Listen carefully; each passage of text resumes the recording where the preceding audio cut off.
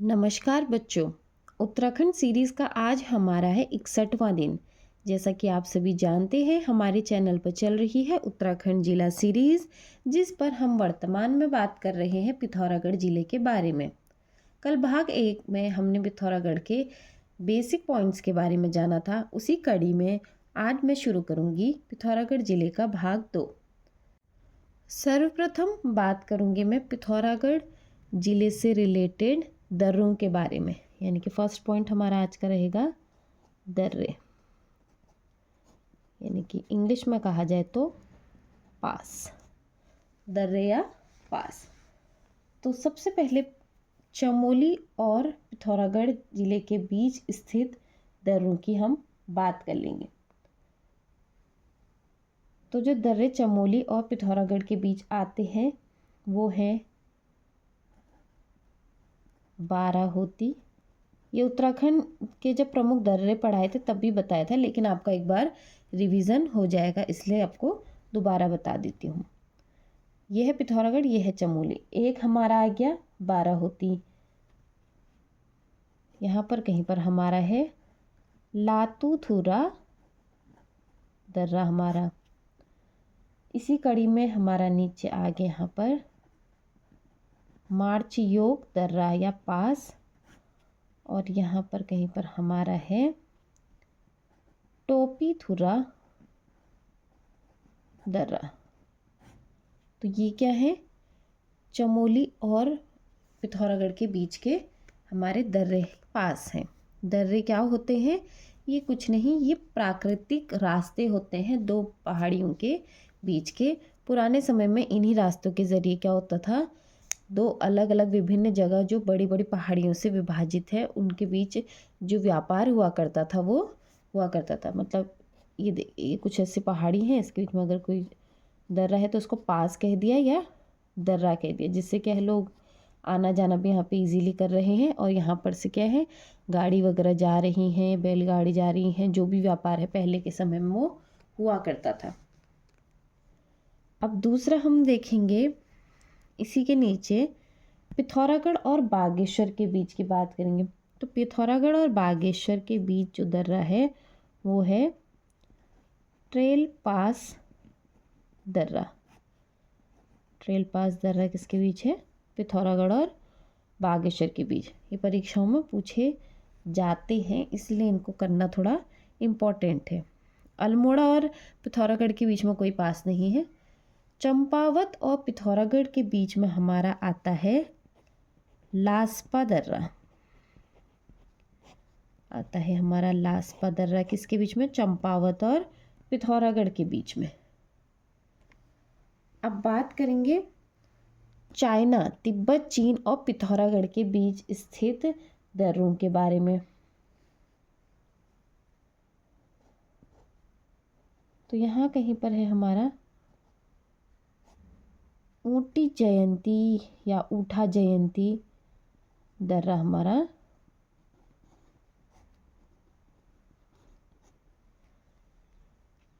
सबसे इम्पोर्टेंट दर्रा तो आप यहाँ पे लिखेंगे लिपुलेख दर्रा। लिपुलेख दर्रा हमारा क्या है, हमारे राज्य का सबसे पूर्वी दर्रा अगर पूछेगा तो लिपुलेख दर्रा है। और सबसे पश्चिमी आपको बताया था, जो कि कहाँ पर है, उत्तरकाशी में है, श्रृंगकंठ दर्रा, अगर पूर्वी पश्चिमी दिशा के अकॉर्डिंग प्रश्न पूछता है। इसके अतिरिक्त हमारे चाइना और तिब्बत के बीच अनेक दर्रे या पासेस हैं।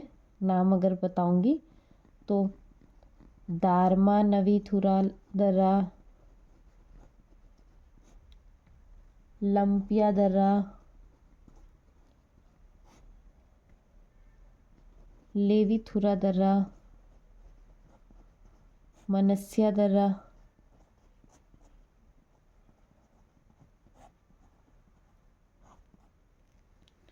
और भी इसके अतिरिक्त काफ़ी दर्रे किसके बीच देखे जाते हैं, चाइना और पिथौरागढ़ के बीच देखे जाते हैं।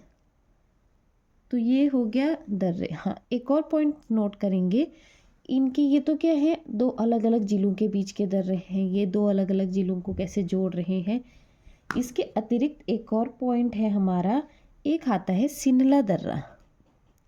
यहाँ कहीं पर है सिनला दर्रा, जो किसी दो अन्य राज्यों या देश के साथ कोई पास नहीं बना रहा है, वो पिथौरागढ़ के अंदर ही दो जगहों के बीच में क्या बना रहे हैं, एक पास या एक दर्रा बना रहा है। तो सिनला दर्रा कहाँ है पूछा जाता है, तो वो होता है हमारा पिथौरागढ़ जिले के अंदर आता है हमारा सिनला दर्रा। भाग 2 के यानी कि दर्रों के अगर नोट्स हम एक बार देख लेते हैं दूसरा टॉपिक शुरू करने से पहले। तो हमारा पिथौरागढ़ और तिब्बत के बीच स्थित दर्रे हैं दारमा नवीथुरा दर्रा, लिपुलेख दर्रा, लंपिया दर्रा, लेवीथुरा दर्रा, मनस्या दर्रा, ऊठा जयंती दर्रा। वहीं पिथौरागढ़ चमोली के मध्य स्थित दर्रे हैं लातूथुरा दर्रा, मार्चियोग दर्रा, बाराहोती, टोपीथुरा। पिथौरागढ़ बागेश्वर के बीच स्थित दर्रे हैं ट्रेल पास दर्रा। पिथौरागढ़ चंपावत के बीच स्थित दर्रा है लास्पा दर्रा। पिथौरागढ़ में स्थित दर्रा है हमारा सिनला दर्रा। अब परीक्षा में क्या पूछा जाता है, जो पूछा गया है कि ट्रेल पास दर्रा किस किस के बीच है, या पिथौरागढ़ और बागेश्वर को कौन सा दर्रा जोड़ता है, ट्रेल पास दर्रा। लास्पा दर्रा किस किस के मध्य स्थित है, पिथौरागढ़ चंपावत, या पिथौरागढ़ चंपावत के बीच स्थित दर्रा लास्पा दर्रा। आपको ऑप्शन में दे देंगे वो 4 दर्रे और बोलेंगे इनमें से कौन सा दर्रा पिथौरागढ़ और तिब्बत को नहीं जोड़ता है। तो आप तभी बता पाएंगे जब आपको पता होगा कि हाँ पिथौरागढ़ और तिब्बत को कौन कौन से दर्रे जोड़ रहे हैं। जब आपको पता होगा जोड़ने वालों का, तभी तो आप टिक कर पाओगे ना कि हाँ इनमें से कौन सा आंसर हमारा इनकरेक्ट है, कौन सा ऑप्शन इनकरेक्ट है। तो ये परीक्षा की दृष्टि से हमारे दर्रे, बुग्याल या ग्लेशियर जिस भी ज़िले का जब भी मैं वर्णन करती हूँ या पढ़ाती हूँ, तो उससे रिलेटेड अब ऐसा नहीं है कि आपको हर ज़िले में ही पहाड़ देखने को मिलेंगे। अब उधम सिंह नगर पढ़ाऊँगी तो वहाँ पे बुग्याल वगैरह तो नहीं पढ़ा सकती। अब पहाड़ी वाले क्षेत्र पढ़ा रही हूँ जिसमें दर्रे आएंगे तो उसमें दर्रे पढ़ाऊँगी। अब आप मुझसे बोलोगे मैडम हरिद्वार में तो आपने दर्रे नहीं बताए। जहाँ पे दर्रे होंगे वहीं पे दर्रे बताया जाएगा। अब उधम सिंह नगर की बात करेंगे, वहाँ खेती अच्छी होती है तो हम उसका जिक्र करेंगे। वहाँ अच्छी अच्छी फैक्ट्रियाँ हैं जहाँ पे लोगों को रोज़गार मिल रहा है तो उसके बारे में बात करेंगे। जिस ज़िले में जो महत्वपूर्ण है वो आपको बताया जाएगा। ये परीक्षा में पूछे जाते हैं। आप में से आधे स्टूडेंट्स जो पेपर देते हुए आ रहे हैं उनको पता होगा, या आप कहीं से भी कोई भी ओरिजिनल पेपर देख लीजिए, दर्रों से प्रश्न बनते ही बनते हैं। इसीलिए ये आपको एक बार मैंने दोबारा से रिवीजन करवा दिया। अदरवाइज़ आप क्या कर सकते हैं, हमारे चैनल की प्लेलिस्ट में जा सकते हैं। उसमें उत्तराखंड के प्रमुख दर्रे मैंने पूरा एक साथ कवर करा रखा है। यहाँ पर सिर्फ कोशिश थी कि पिथौरागढ़ पढ़ रहे हो तो एक बार जल्दी से दर्रों का रिवीजन कर लो। दर्रों के अतिरिक्त यहाँ पर क्या है, पिथौरागढ़ में घाटियाँ भी बहुत फेमस हैं। घाटी, तो जो घाटियाँ हमारे पिथौरागढ़ ज़िले में आती हैं वो है व्यास घाटी, दारमा घाटी,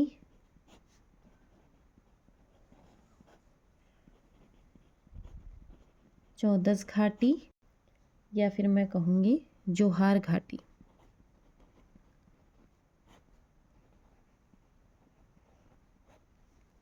व्यास घाटी कौन से ज़िले में है, दारमा घाटी कौन से ज़िले में है, चौदस और जोहार घाटी किस ज़िले में है।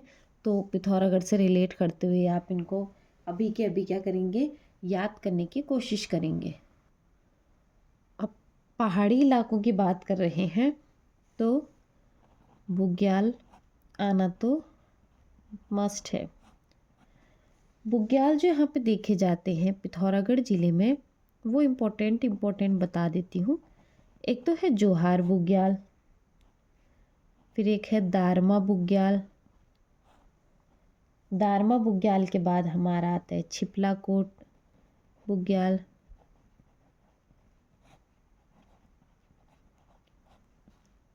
पिंडारी बुग्याल,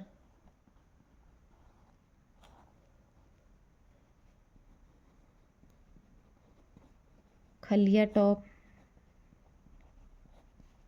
थाला बुग्याल,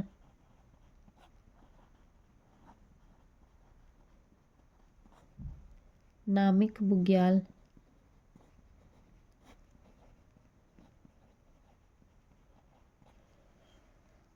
ये कुछ इम्पोर्टेंट बुग्याल हमारे किसके हैं, पिथौरागढ़ ज़िले के हैं।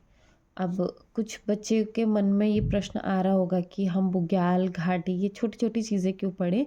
तो परीक्षा में प्रश्न बनता है। अब हर पेपर में तो सेम क्वेश्चन नहीं पूछेगा, लेकिन किस पेपर में कौन सा क्वेश्चन बनेगा ये आप और हम नहीं बता सकते हैं। हाँ, प्रीवियस ईयर क्वेश्चंस अगर आप देखोगे उत्तराखंड के, तो बुग्याल भी पूछे गए हैं, घाटियाँ भी पूछी गई हैं, दर्रे भी पूछे गए हैं।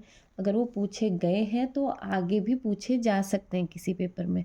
और अगर आप एक एक टॉपिक छोड़ रहे हैं तो मतलब आप अपना क्या कर रहे हैं, एक एक नंबर छोड़ रहे हैं। कुछ इस प्रकार से इस मेरे समझाने के तरीके को समझिए। आपने बुग्याल पढ़े नहीं, किसी भी उसके याद नहीं किए, परीक्षा में अगर आपको एक प्रश्न भी बुग्याल से मिल गया यानी कि आपका एक नंबर का लॉस हो गया। और एक नंबर का लॉस होना मतलब आप एक सीट से पीछे हो जाते हैं। जो सीट आपकी हो सकती थी, आप उससे क्या हो सकते थे, जहाँ पे आप सेलेक्ट हो सकते थे वहाँ पर से आप पीछे रह जाओगे। क्योंकि आपने बहुत बार सुना होगा, बच्चे बोलते हैं मेरा 0.75 से रुक गया, मेरा एक नंबर से रुक गया, मेरा 2 नंबर से रुक गया। तो जो 1-2 नंबर जो छूटते हैं ना, वो यहीं से छूटते हैं जब बच्चे सोचते हैं छोड़ो इस टॉपिक को, क्या पढ़ें, यहाँ से क्या ही पूछ लेगा, पूछेगा भी तो देख लेंगे, फिर लास्ट में उनको देखना ही पड़ता है। अब प्रमुख घाटियाँ देख ली, बुग्याल देख लिए, हमने दर्रे पढ़ लिए। अब हम देख लेते हैं पिथौरागढ़ में स्थित हमारे ग्लेशियर्स। अब ग्लेशियर्स इम्पोर्टेंट क्यों हैं, क्योंकि पिथौरागढ़ ज़िले में ही स्थित है कुमाऊं का सबसे बड़ा ग्लेशियर। कुमाऊं का सबसे बड़ा ग्लेशियर कौन सा है, ये भी परीक्षा में पूछा हुआ ही क्वेश्चन है। तो पढ़ाने में क्या है, अक्सर आपको पढ़ाते पढ़ाते मुझे भी मेरा भी रिवीजन हो जा रहा है, और मैंने जो जो पेपर्स दिए थे उनमें कौन कौन से क्वेश्चन आए हैं, इसलिए मैं उसकी गारंटी लेती हूँ कि हाँ ये प्रश्न पूछा गया है। यहाँ पर कहीं पर है हमारा मिलम ग्लेशियर, मिलम ग्लेशियर। अब मिलम ग्लेशियर को आप थोड़ा सा हाईलाइट कर लेंगे, क्योंकि मिलम ग्लेशियर हमारा क्या है, पूरे कुमाऊं मंडल का सबसे बड़ा ग्लेशियर है। अब कुमाऊं मंडल का अगर सबसे बड़ा ग्लेशियर मिलम ग्लेशियर है, तो आप मुझे बताएंगे कि गढ़वाल का सबसे बड़ा ग्लेशियर कौन सा है। क्योंकि गढ़वाल जनपद के मैंने आपको सभी ज़िले पढ़ा दिए हैं, तो आपको ये अब पता होना चाहिए। कुमाऊं का मिलम ग्लेशियर है, पढ़ाया नहीं है इसलिए बता रही हूँ। गढ़वाल का आप खुद सोचिए, और जो गढ़वाल का सबसे बड़ा ग्लेशियर है वही हमारे उत्तराखंड का भी सबसे बड़ा ग्लेशियर है। अब इतना हिंट मैंने आपको दे दिया। मिलम ग्लेशियर के अतिरिक्त अगर हम बात करेंगे तो है Kali glacier, Kali glacier, Pinora glacier, Ralam glacier, Ralam यहाँ पे है आपका, काली ग्लेशियर, जो यहाँ कहीं पर है हमारा काली glacier, Lasar glacier, Namik glacier. अब नामिक ग्लेशियर से आपको पता चला होगा नामिक ग्लेशियर भी और नामिक बुग्याल भी है, तो कितना इम्पोर्टेंट है आप ये सोचिए।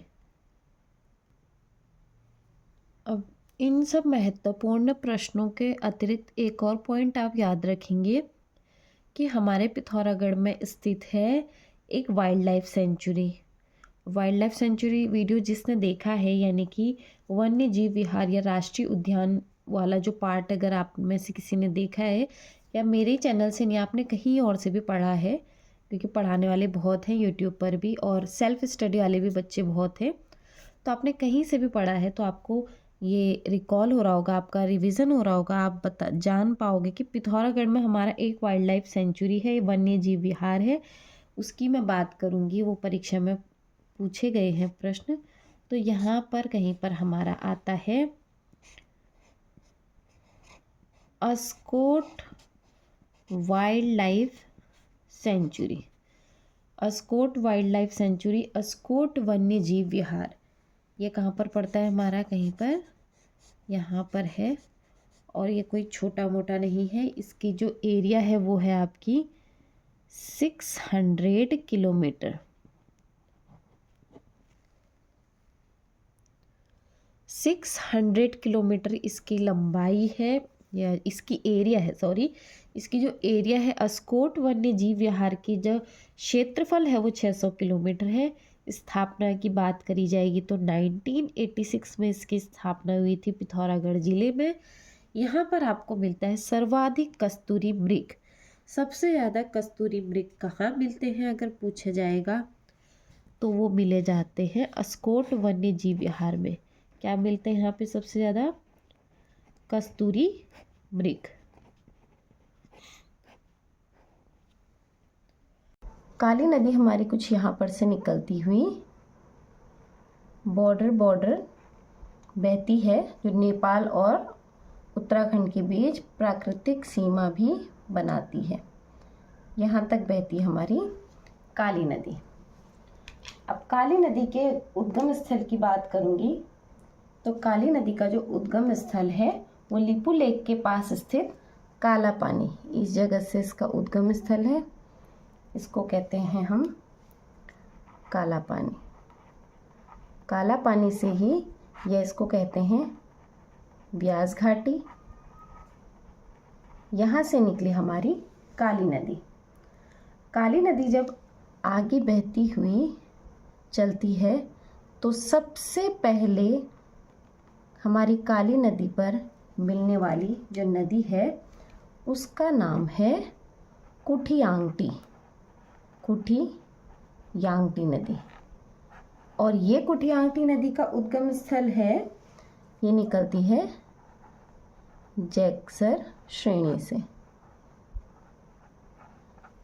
काला पानी से निकली काली नदी, आगे बहती गई सबसे पहली प्रमुख सहायक नदी कुठियांगटी, जो कि निकलती है जैक्सर श्रेणी से। काली नदी फिर जब आगे बहती हुई चलती है तो उसकी दूसरी सहायक नदी उससे आकर मिलती है, और ये सहायक नदी और कोई नहीं, ये है हमारी पूर्वी धौली गंगा। ये है पूर्वी धौली गंगा। पूर्वी धौली गंगा की बात करूंगी तो पूर्वी धौली गंगा इससे पहले दो नदियों से मिलती है। एक है दारमा और दूसरी है लिस्सर। दारमा लिस्सर दो छोटी छोटी सी नदियां हैं, ये आपस में मिलकर पूर्वी धौली गंगा बनाती हैं। और वहीं पूर्वी धौली गंगा के उद्गम स्थल की बात करूंगी तो ये आता है हमारा गोवान खाना हिमनद से। गोवान खाना हिमनद से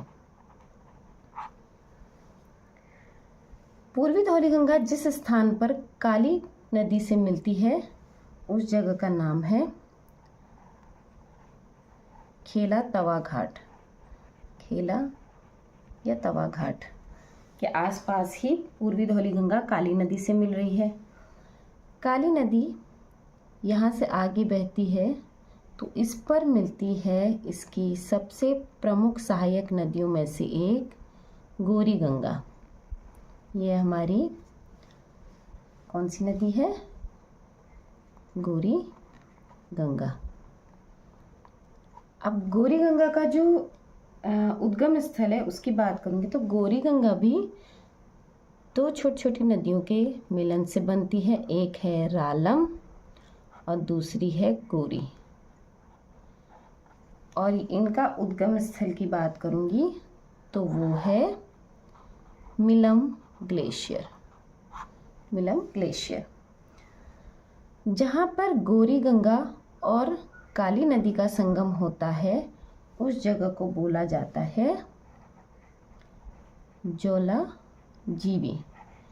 और इस जोला जीवी पर ही हमारा 14 नवंबर 1914 से लगने वाला मेला है जौलजीबी मेला।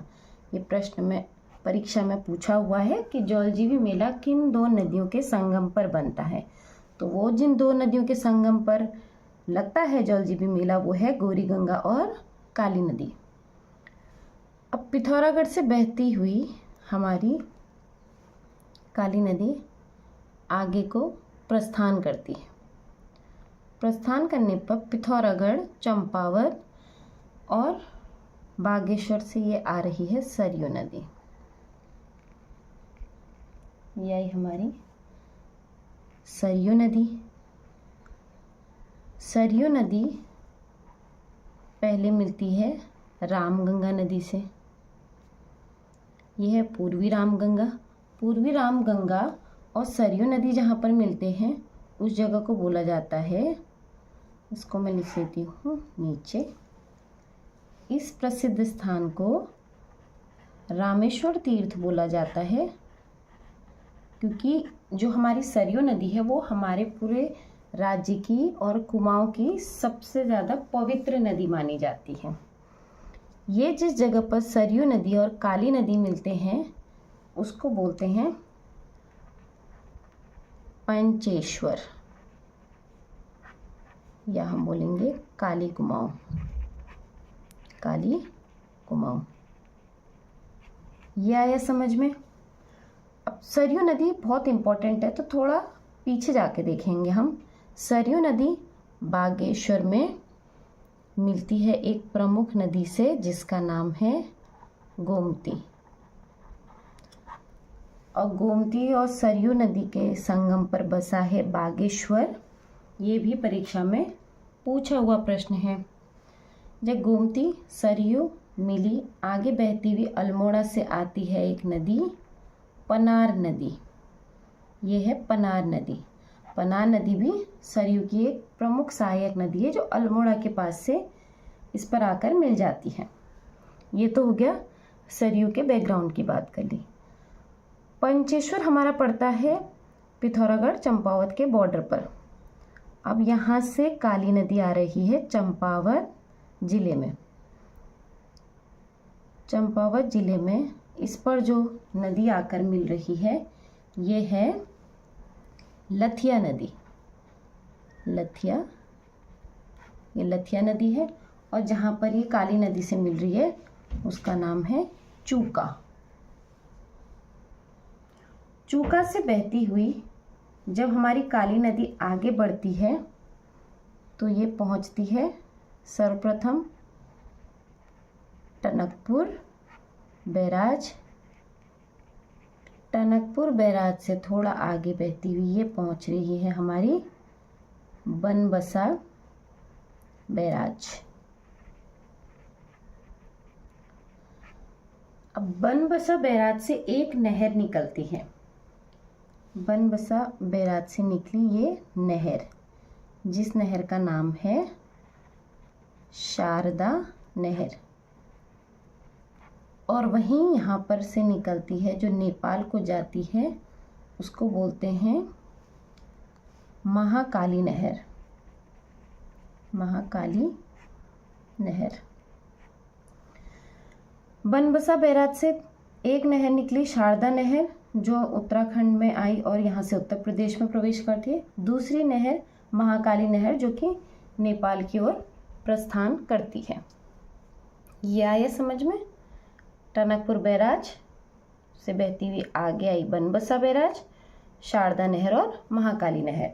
शारदा नहर आगे बहती हुई उत्तर प्रदेश में जाती है और महाकाली नहर आगे नेपाल में जाती है। कुछ दूरी तय करने के बाद ये महाकाली नहर भी उत्तर प्रदेश में ही आती है, जो नेपाल से ही आने वाली एक नदी है जिसको बोला जाता है घाघर नदी। घाघर नदी इससे मिलती है और यह मिलती है अयोध्या में। अयोध्या में, और वहाँ से जानी जाती है सरयू के नाम से। ये समझ में आया? उम्मीद करती हूँ आपको समझ में आया होगा। एक बार डिटेल से देखेंगे। सबसे जो पहला स्टॉप है या जहाँ से उद्गम स्थल है वो है काला पानी ब्यास घाटी। काला पानी ब्यास घाटी से हमारा काली नदी का उद्गम स्थल होता है। ठीक है, इस काली नदी को नेपाल में महाकाली के नाम से भी जाना जाता है, तो इसमें आप कंफ्यूज नहीं होंगे। काला पानी से बहती हुई सबसे पहले कुठियांगटी मिली जैक्सर श्रेणी से। खेला तवा घाट पे मिली पूर्वी धौली गंगा, खेला तवा घाट पे मिली हमारी पूर्वी धौली गंगा। जौलजीबी पे मिली हमारी गौरी गंगा। पंचेश्वर पे मिली हमारी सरयू नदी। चूका पर मिली लथिया नदी। टनकपुर बैराज, टनकपुर बैराज के बाद काली नदी को शारदा के नाम से जाना जाता है। ये परीक्षा में बहुत बार पूछा गया है और हमारे पुराणों में भी काली नदी को शारदा नदी के नाम से ही जाना जाता है। तो काला पानी से लेकर टनकपुर बनबसा तक जो कुल दूरी तय करी है काली नदी ने, वो है 252 किलोमीटर। ठीक है बच्चों, ये स्क्रीन पर एक फ्लो चार्ट है, अगर किसी बच्चे को नक्शे में समझ में नहीं आया। काला पानी ये है काली नदी का उद्गम स्थल। यहाँ से बहती हुई आगे आती है, सबसे पहले कुठियांगटी नदी मिली गूंजी नाम की जगह पर। पूर्वी धौली गंगा जो कि दारमा और लिस्सर के संगम से बनी है, और ये दारमा लिस्सर नदियाँ गोवा खाना हिमनद से निकली। तो पूर्वी धौली गंगा का जो उद्गम स्थल है वो गोवा खाना हिमनद भी माना जाता है। दारमा लिस्सर जिस जगह पर मिलते हैं उसे बोलते हैं तेजांग, अगर पूछ लिया परीक्षा में तो लिख लीजिए।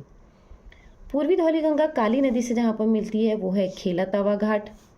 खेला तवा घाट से आगे बढ़ती हुई पहुँचती है काली नदी जौलजीबी पे। जौलजीबी पर इस पर मिलती है गौरी गंगा। गौरी गंगा की जो कुल लंबाई है वो 104 किलोमीटर है। ये समूह की परीक्षा में पूछा हुआ प्रश्न है। गौरी गंगा गौरी और रालम नदी के संगम से बनती है, और इसका जो गौरी गंगा का उद्गम स्थल है वो मिलम ग्लेशियर को माना जाता है। जौलजीबी से आगे पहुंचती हुई पंचेश्वर काली कुमाऊं पहुंचती है हमारी काली नदी। यहाँ पर यहाँ की सबसे पवित्र नदी हमारे उत्तराखंड की एक सरयू नदी, कुमाऊं की तो सबसे पवित्र नदी है ही ये मिलती है। सरयू और काली नदी मिल रही है पंचेश्वर में। और सरयू के बैकग्राउंड में जाएंगे तो सबसे पहले इस पे मिल रही है पूर्वी रामगंगा, जिसकी राज्य में कुल लंबाई 108 किलोमीटर है। पूर्वी रामगंगा सरयू जहाँ पर मिलती हैं उसे रामेश्वर तीर्थ कहते हैं। और पीछे चलेंगे तो अल्मोड़ा से आने वाली पनान नदी मिलती है इस पे।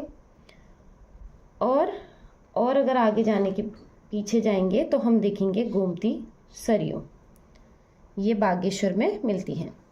गोमती सरयू आगे मिली, पनार से मिली, ये एक नदी बनकर बही। पूर्वी रामगंगा भी सरयू नदी पर आई। इस प्रकार से काली नदी में जो सबसे ज़्यादा पानी देती है वो है सरयू नदी। जो काली नदी का जल स्रोत बढ़ाती है वो है सरयू नदी। पंचेश्वर से आगे बहने के बाद चूका नाम के स्थान पर इस पर मिलती है लथिया नदी। लथिया नदी से मिलने के बाद काली नदी आगे बहती है टनकपुर बैराज बनबसा बैराज। यहाँ से दो नहर निकलती हैं। शारदा नहर जो हमारी है उत्तराखंड में, जो आगे यूपी में चली जाती है, और ये है महाकाली नहर जो कि नेपाल में बहती है। घाघर नदी और महाकाली नहर अयोध्या में आकर मिलती हैं। अब नक्शे में तो सारी परियोजनाएं लिखना मेरे लिए भी संभव नहीं हो पाएगा, तो ये जो फ्लो चार्ट आपके सामने बना रखा है इसी में मैं आपको बता देती हूँ कि इस पर कौन सी परियोजना है हमारी पिथौरागढ़ जिले में।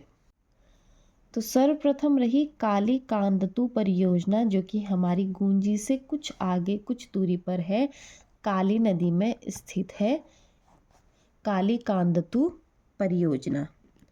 इसके बाद हमारा अगला आता है, अब हम पहले पूर्वी धौली गंगा की बात कर लेंगे।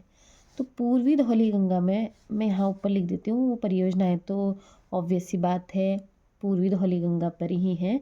उनके नाम अगर मैं लिखूँ तो यहाँ पर लिख लेती हूँ, वो है छिरकिला परियोजना, बोकांग बेलिंग परियोजना,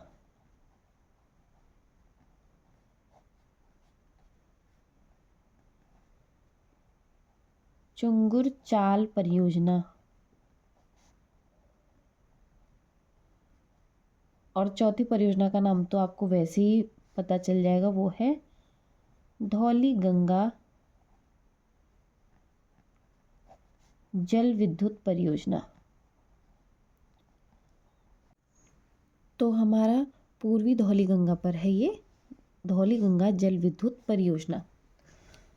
पिथौरागढ़ जिले में स्थित हैं ये परियोजनाएं छिरकिला, बोकांग बेलिंग, बोकांग बेलिंग एक ही नाम है, चुंगुर चाल परियोजना, धौली गंगा जल विद्युत परियोजना। ये 4 जो परियोजनाएं हैं वो हमारी पूर्वी धौली गंगा पर स्थित हैं। गौरी गंगा की बात कर लेंगे तो गौरी गंगा पर हमारी है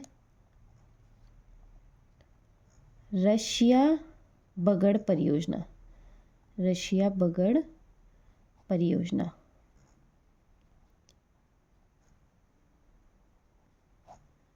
ये होगी गौरी गंगा पर स्थित हमारी परियोजना।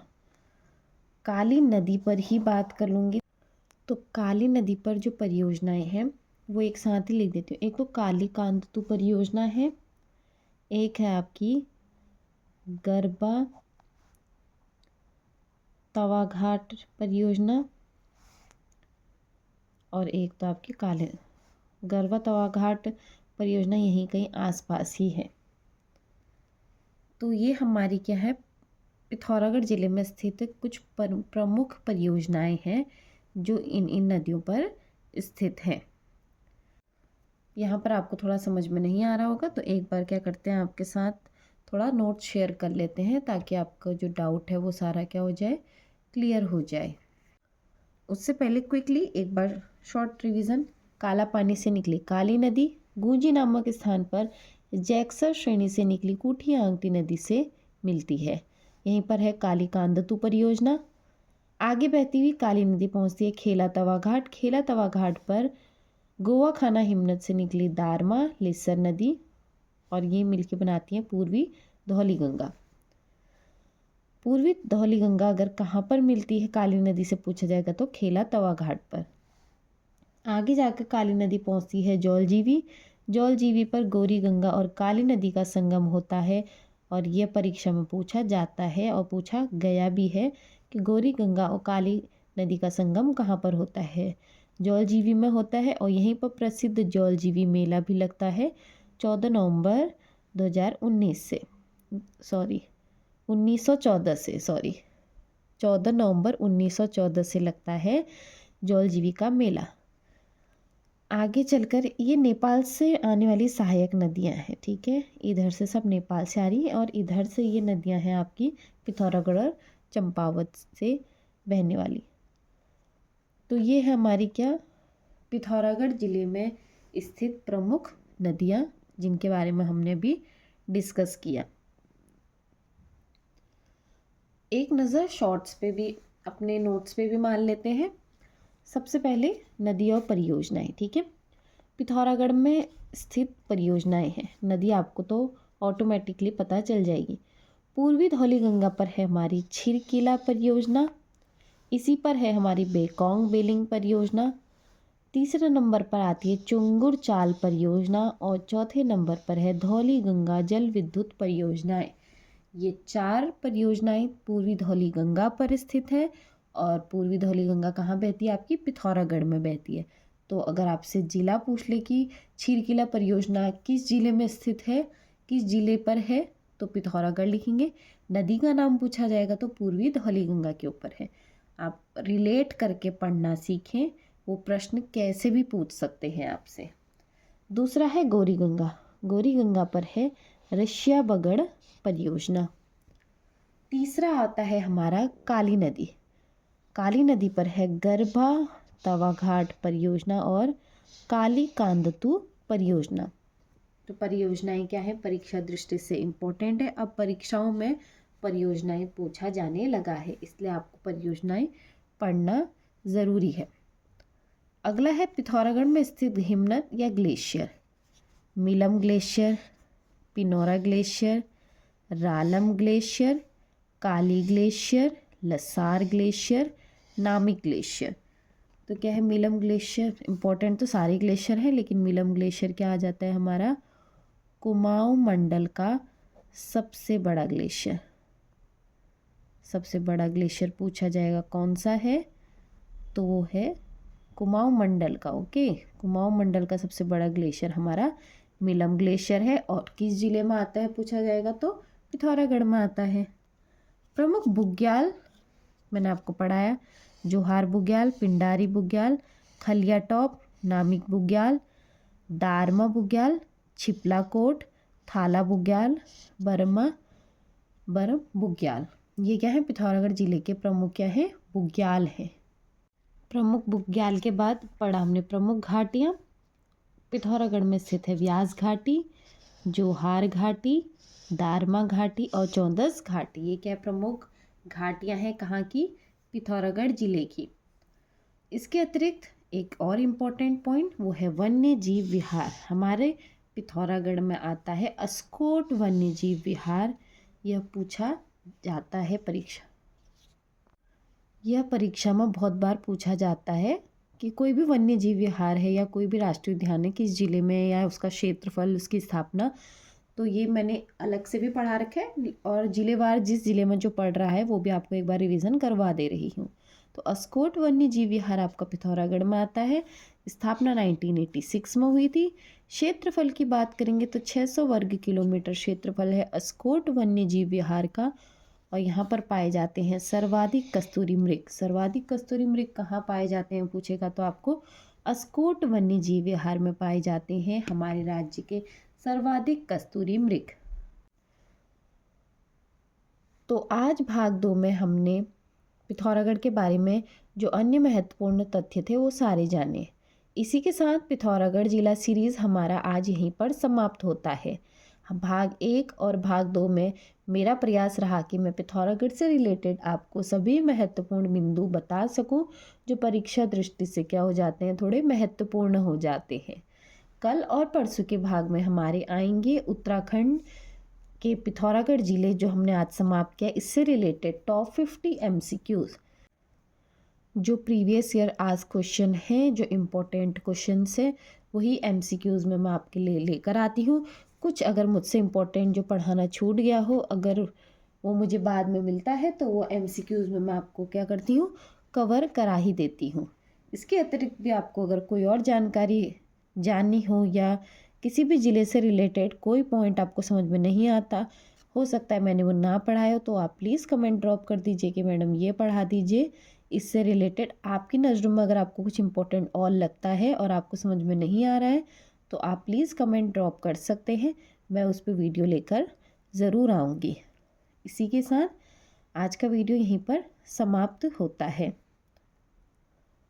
और जिन बच्चों ने नक्शों की डिमांड रखी है कि मैप कहाँ से मिलेंगे, तो हमारे टेलीग्राम चैनल से आप जुड़ सकते हैं। वहाँ पर हम आपको हर डिस्ट्रिक्ट के क्या करेंगे, जो नक्शे हैं, मैप हैं, मानचित्र हैं, वो अवेलेबल या प्रोवाइड करवा देंगे। वैसे तो आप गूगल से भी डाउनलोड करके इसे प्रिंट करके निकलवा सकते हो, लेकिन अगर किसी को फिर भी सुविधा के लिए चाहिए तो हमारे टेलीग्राम ग्रुप पे आपको मिलेंगे हर ज़िले के नक्शे, जिससे आपको भी प्रैक्टिस करने में हमारी तरह आसानी हो। तो मेरे साथ पढ़ते रहिए। तो मेरे साथ अगर आप भी 365 डेज़ चैलेंज में हिस्सा लेते हैं या कंटिन्यूसली 365 डेज़ पढ़ते हैं तो आप भी मेरी तरह बहुत कुछ चीज़ें सीख सकते हैं, या आपके भी क्या होगा, नॉलेज बढ़ेगी। हमारे जो सोशल मीडिया है इस पर जो बच्चों को बिगाड़ने वाले ट्रेंड्स हैं या चैलेंज हैं वो बहुत ज़्यादा बढ़ रहे हैं, जिसे लोग फॉलो भी करते हैं। तो ऐसे ट्रेंड फॉलो कीजिए जिससे आपकी नॉलेज इम्प्रूव हो, जो आपके लिए क्या हो, फ्रूटफुल हो, जिससे आप क्या करें, अपने सपने अचीव कर सकें। तो ऐसे पाथ पर चलिए। और ये 365 डेज़ मैं भी आप ही के साथ पढ़ रही हूँ। ये अगर आपको डाउट है तो ये हमारी नेक्स्ट पेज है जहाँ पे हमने अभी कुछ भी नहीं लिखा है। ये स्टडी क्या होती है, हमारी साथ साथ ही चलती है। और अगर आप यहीं पर चलेंगे तो पर डे के हिसाब से नोट्स बनाती हूँ, पर डे के हिसाब से ही आपको पढ़ा रही हूँ। अगर किसी को ये डाउट है कि मैं एक साथ वीडियो बना के रखती हूँ, तो नहीं, मैं जिस दिन जो पढ़ती हूँ नेक्स्ट डे उसी का वीडियो क्या करती हूँ, अपलोड करती हूँ। आज के लिए इतना ही। तो बस मेहनत करते रहिए, हम एक दिन सफलता को ज़रूर हासिल करेंगे। इसी के साथ आप सभी का फिर से बहुत बहुत धन्यवाद। मेरे वीडियो को इसी प्रकार प्यार वगैरह देते रहिए, आगे और बच्चों तक पहुंचाते रहिए। मेरी कोशिश कल से कुछ और बेहतर करने की आपके लिए। इसी के साथ बहुत बहुत धन्यवाद।